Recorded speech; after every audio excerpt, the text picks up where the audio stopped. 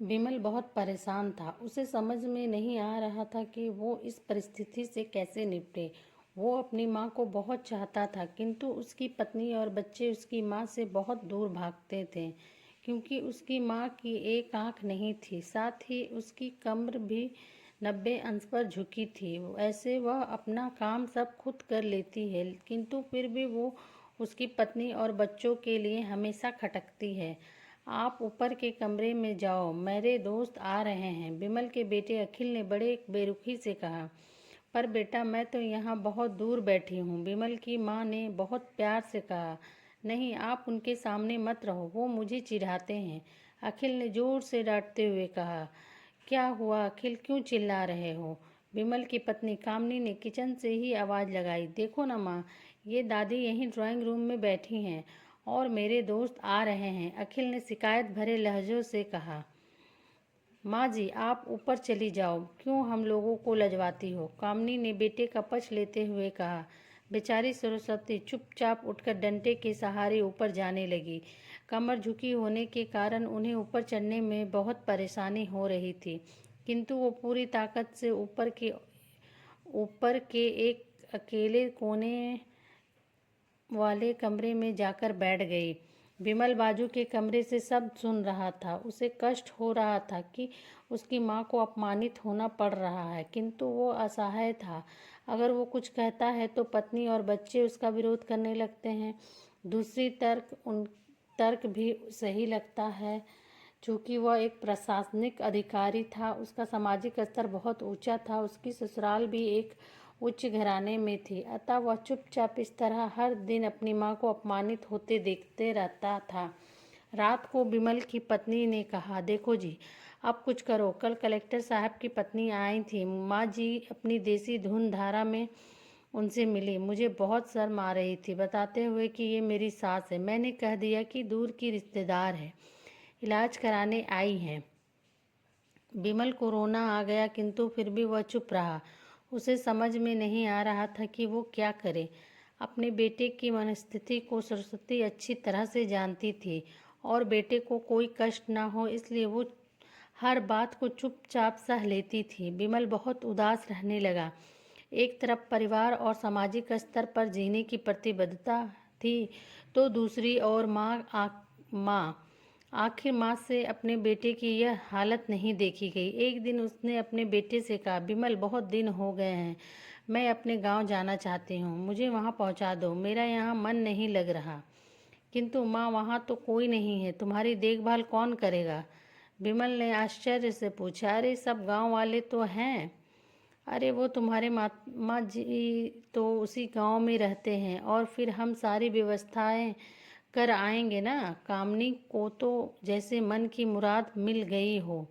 हाँ बेटा, बहू सही कह रही है, सरस्वती ने लंबी सांस लेते हुए कहा। विमल जानता था कि गांव में माँ की देखभाल करने वाला कोई नहीं है, लेकिन अपनी पत्नी की जिद के कारण वह अपनी माँ को गांव छोड़ने पर विवश हो गया।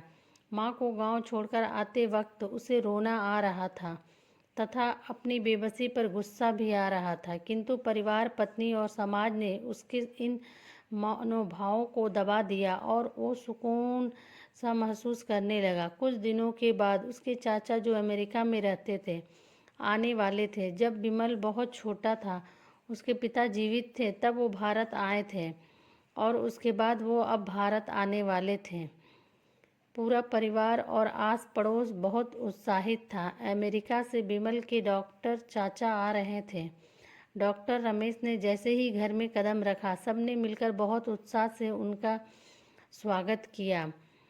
क्यों विमल, भाभी नहीं दिख रही हैं, कहाँ हैं? डॉक्टर रमेश ने उत्सुकता से पूर्वक पूछा। जी, वो गांव में रहती हैं, यहाँ उनका मन नहीं लगा, कामनी ने सपाट लहजे में उत्तर दिया। डॉक्टर रमेश ने विमल की ओर देखा तो विमल ने अपनी आंखें झुका ली। डॉक्टर रमेश सब समझ गए, बोले, कल हम भाभी से मिलने गांव चलेंगे सब लोग। दूसरे दिन सभी लोग गांव के घर में पहुंचे। देखा कि सरस्वती को बहुत तेज बुखार है और वो पलंग पर असहाय पड़ी है। डॉक्टर रमेश दौड़कर सरस्वती के पास गए उनके पैर छूकर रोने लगे। सरस्वती की ये हालत उनकी कल्पना से परे थी। वाह बेटा विमल, तूने तो नाम उजागर कर दिया। अपनी माँ की ये हालत देखकर तुझे तो शर्म भी नहीं आ रही होगी। डॉक्टर रमेश ने विमल को डांटते हुए कहा। नहीं देवर जी, विमल का कोई दोष नहीं है, मैं खुद गांव आई थी। सरस्वती ने अपने बेटे का बचाव किया। मुझे सब पता चल गया भाभी, आप चुप रहो। क्यों बहू, तुम्हें अपनी सास की क्रूरता पसंद नहीं है? समाज में तुम्हें नीचा देखना पड़ता है ना? डॉक्टर रमेश ने कामनी की ओर व्यंग से देखा। कामनी निरुत्तर होकर विमल को देखने लगी। आज तुम जिस सामाजिक स्तर पर हो वो इन्हीं के संघर्षों की देन है। और बेटा विमल, तुम्हें शायद मालूम ना हो कि बचपन में जब तुम 1 साल के थे तब छत से नीचे गिरने के कारण तुम्हारी एक आंख फूट गई थी और तुम्हारी रीढ़ की हड्डी में भी समस्या थी।